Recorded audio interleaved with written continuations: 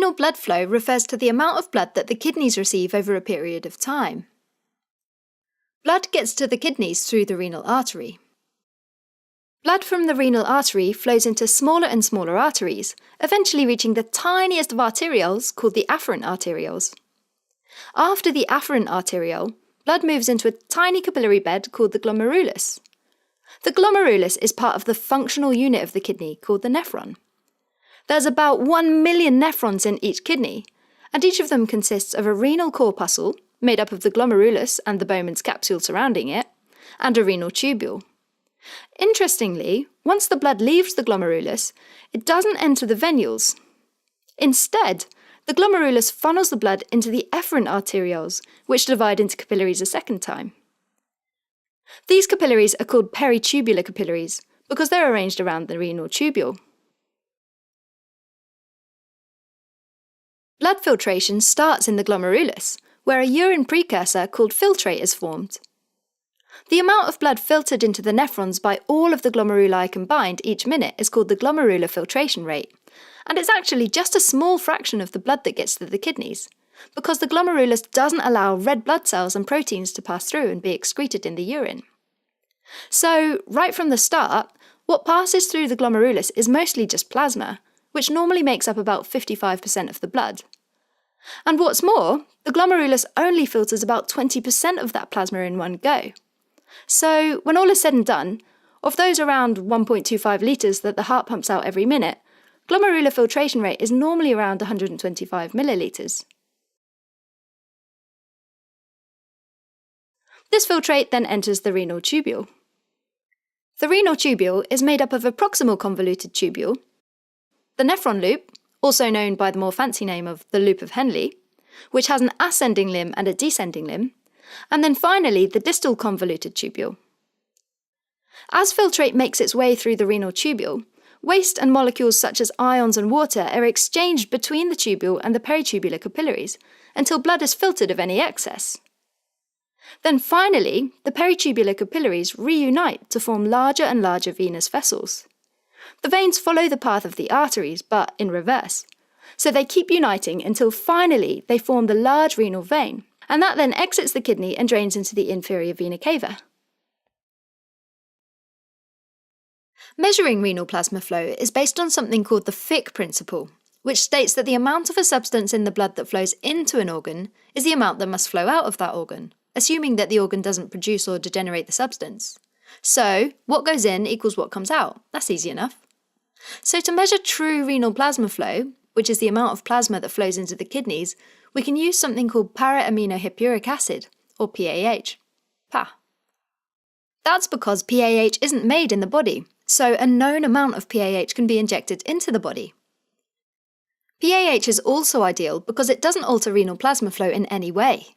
So, applying the Fick principle, the amount of PAH entering the kidneys through the renal arteries equals the amount of PAH in the urine plus the amount of PAH that leaves the kidneys in the renal veins.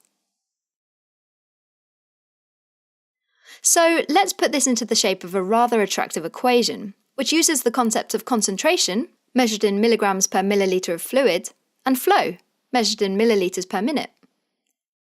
The amount of PAH entering the kidney per unit time is equal to the concentration of PAH in the renal artery blood, which we'll call RAPAH, times the renal plasma flow, or RPF, which is what we want to determine. The amount of PAH leaving the kidney per unit time is the sum of the concentration of PAH in renal vein blood times renal plasma flow, all of that plus the urinary concentration of PAH times the urine flow rate.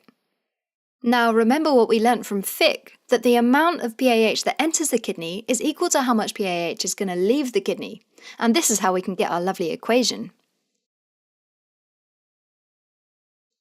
So to solve this and find out our renal plasma flow, we first take the renal vein concentration of PAH times the renal plasma flow and cross it over to the left side of the equation, so that the equation becomes renal artery concentration of PAH times renal plasma flow minus renal vein concentration of PAH times renal plasma flow.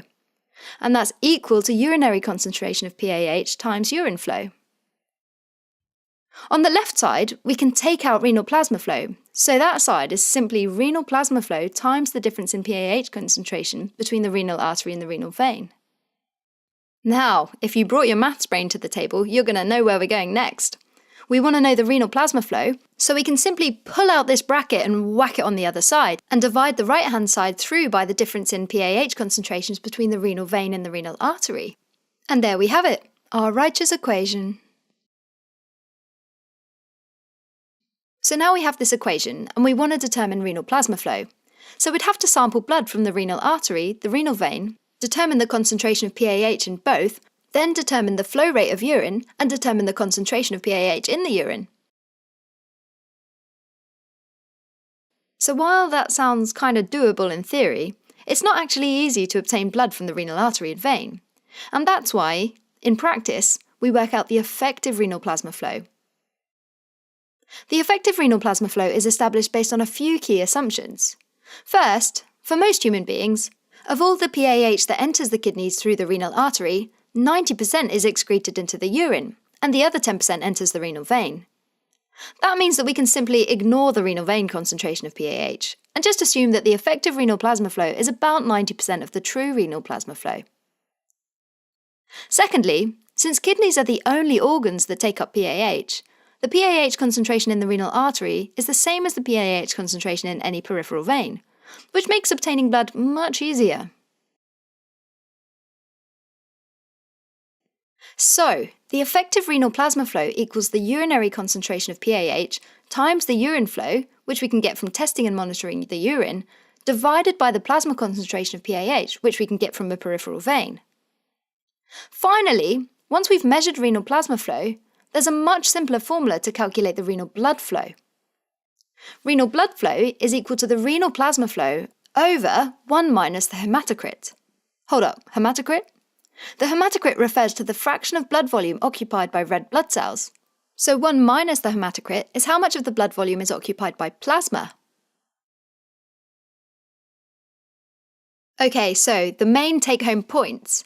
Measuring renal plasma flow is based on the Fick principle, and it uses an agent called para-aminohippuric acid, or PAH for short. In practice, effective renal plasma flow is determined, and it's about 90% of true renal plasma flow.